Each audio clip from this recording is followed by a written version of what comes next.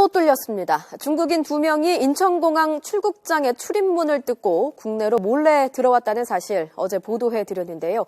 공항과 경찰 등 관계기관은 이 사실을 이틀 가까이 몰랐습니다. 강진원 기자가 보도합니다.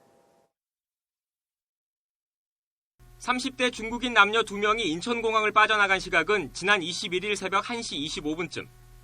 같은 날 저녁 8시 17분, 베이징행 티켓을 갖고 있었지만 비행기를 타지 않았습니다. 대신 공항 출국장 출입문을 뜯고 국내에 밀입국했습니다. 그런데 관계기관은 이런 사실을 바로 파악하지 못했습니다. 베이징행 여객기 탑승자를 확인한 항공사가 법무부에 중국인 2명이 타지 않았다고 통보했고, 법무부 출입국관리사무소는 다시 인천공항에 관련 내용을 확인해달라고 요청했습니다. 이후 공항 CCTV를 통해 밀입국 사실이 파악된 건 이틀 가까이 지난 23일 새벽입니다. 그 사이 밀입국한 중국인 2명은 종적을 감췄습니다. 항공사에서 탑승객 2명이 비어. 그러니까 그 법무부로 통보를 한 거지. 법무부에서 야 이거 CCTV 한번 돌려봐야 되겠다.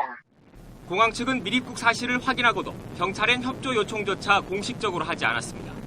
이 때문에 경찰의 전담 검거팀은 밀입국 이후 나흘이 지난 25일에야 꾸려졌습니다. 도주 나흘 만에 밀입국 중국인들은 붙잡혔지만 인천공항의 허술한 출입국 관리 시스템에 대한 비판은 피할 수 없을 것으로 보입니다. YTN 강진원입니다. IS 같은 국제 테러 단체는 우리나라를 테러 대상 국가에 올린 적이 있죠. 보안이 이렇게 허술하게 뚫리면서 위험 임무를 막지 못할 수도 있다는 우려, 기우가 아닐 겁니다. 이어서 김평정 기자입니다. 세계 60개 나라 국기가 화면에 뜨고 한국의 태극기도 포함되어 있습니다. 지난해 11월 국제 테러 단체 IS가 테러 대상국을 발표한 영상에서 한국도 지목한 겁니다. So bring it on, all of you. Your numbers only increase us in faith, and we're counting your banners. 480여 명의 사상자가 난 파리 테러의 공포는 여전히 진행 중입니다. 우리나라에도 SNS에 IS를 추종하는 글을 올린 인도네시아인이 붙잡혔습니다. 역시 인터넷에서 IS 찬양 수준의 활동을 한 내국인 10명이 국정원을 통해 밝혀지기도 했습니다. 이런 가운데 공항이 밀입국자에게 뚫렸다는 것은 불안을 일으킬 수밖에 없습니다. 테러 위협에 대비하는 데 공항은 가장 중요한 곳 중 하나입니다. 위험 인물을 입국 과정에서 사전에 걸러내는 것이 필수적이기 때문입니다.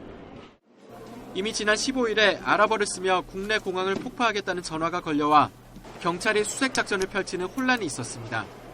심심찮게 들리는 테러 위협에 한국도 위험 국가에 들어가 내가 사는 곳 주변에서 또 이런 일이 일어날지 장담할 수 없는 상황입니다. 보안의 최전선이 뚫리지 않도록 공항 보안 체계를 다시 점검해야 한다는 목소리가 나올 수밖에 없습니다. YTN 김평정입니다.